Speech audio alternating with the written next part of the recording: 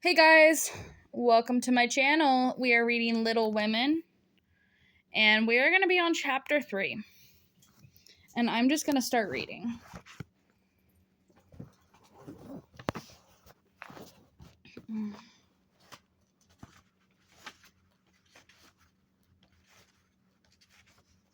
This is going to be a longer chapter. I think it is.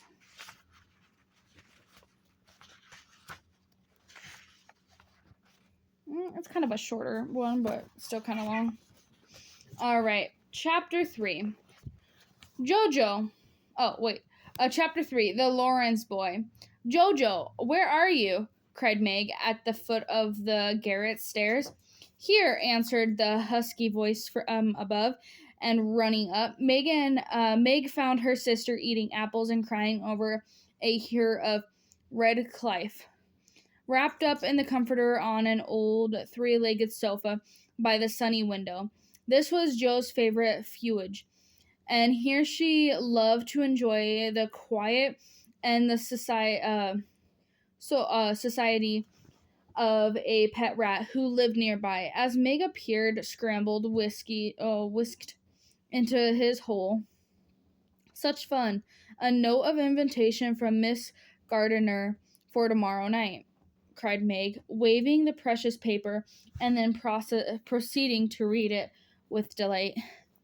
Miss Gardiner would be happy to see Miss March and Miss Josephine at the little dance of New Year's Eve. Marmee is willing we should go. Now, what shall we wear? What's the use of asking that when you know we shall wear our poplins, because we haven't got anything else, answered Joe. If only I had silk, sighed Meg. I'm sure our pops looks like silk, and they are nice enough for us. Yours is as good and as new, but I forgot the burn and the tear in mine. Whatever shall I do?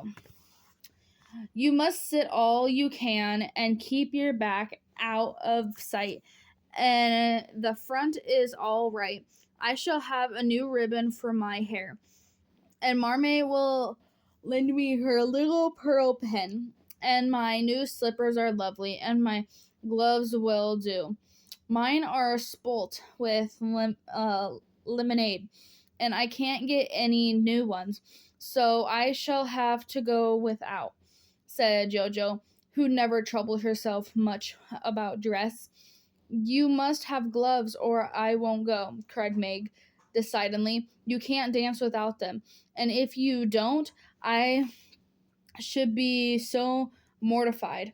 Then I'll stay still. I don't care how much for company dancing. You can't ask mother for new ones. They are so expensive. You can't fix them anyway, asked Meg anxiously. No, I'll tell you how we can manage. Each one wears good ones and carry the bad ones. Your hands are bigger than mine, and you will stretch my gloves dreadfully, began Meg, whose gloves were a tender point with her. Then I'll go without. I don't care what people say, cried Joe, taking up her book. You may have it, you may. Only don't stain it, and do behave nicely. Don't put your hands behind you, or stare, or say, Christopher Columbus, will you?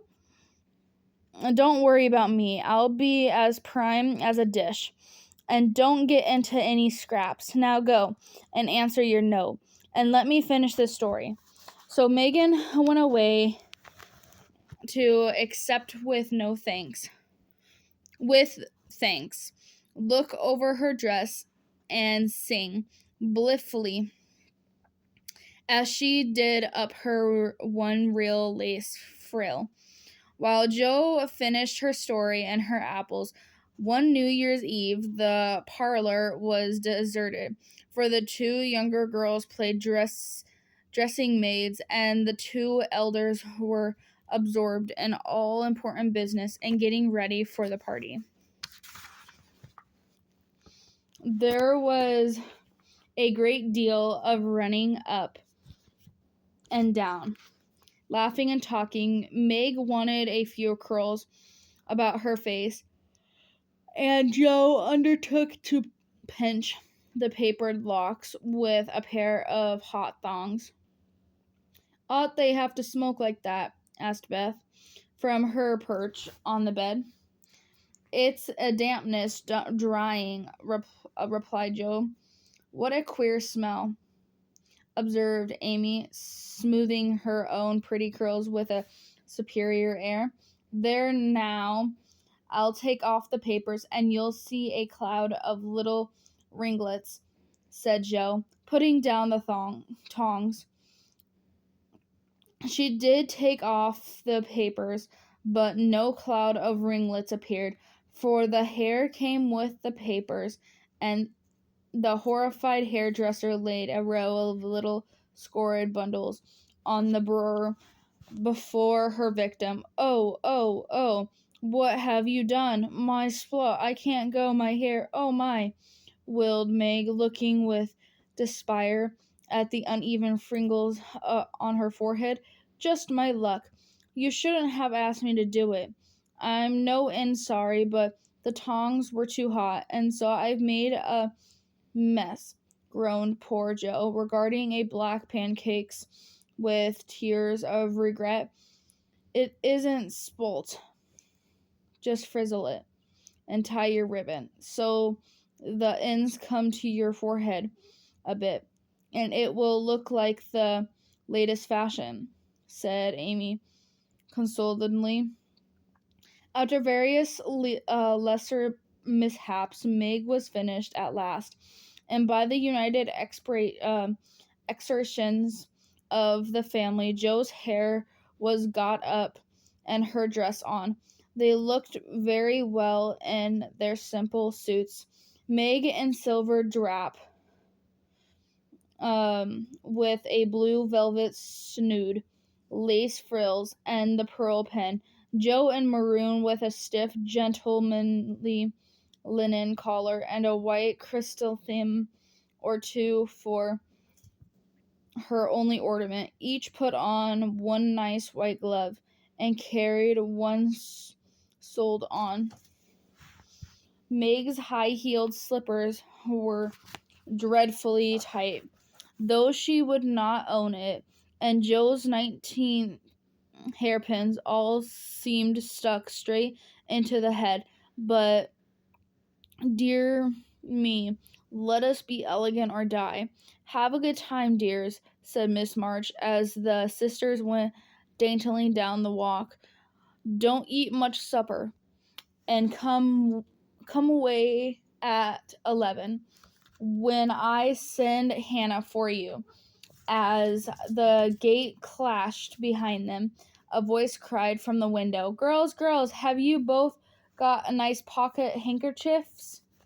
Yes, yes, and Meg has cologne on hers, cried Joe, adding with a laugh, I do believe Marmee would ask that if we were all running away from an earthquake.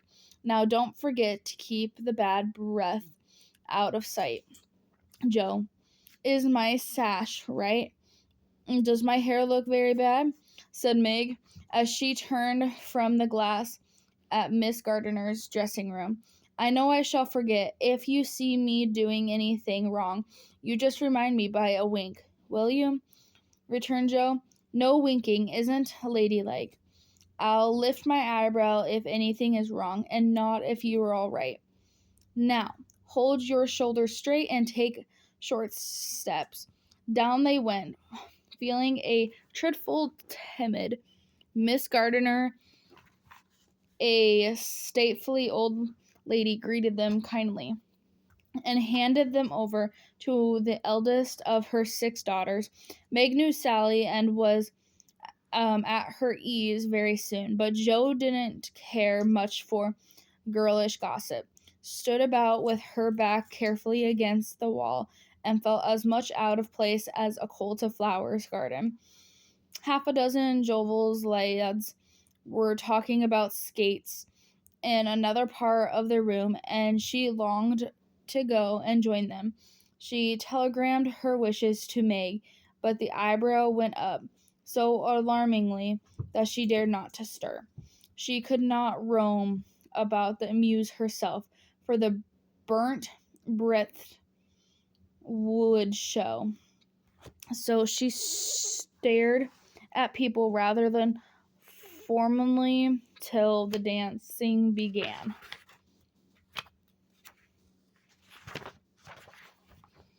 Jo saw a red-headed youth approaching her corner, and fearing he might be to engage her, she slipped into the curtained recess. Fortunately, another bashful person had chosen the same refuge, for as the curtain fell behind her, she found herself face to face with the Lawrence boy. "Dear me, I didn't know anyone was here," stammered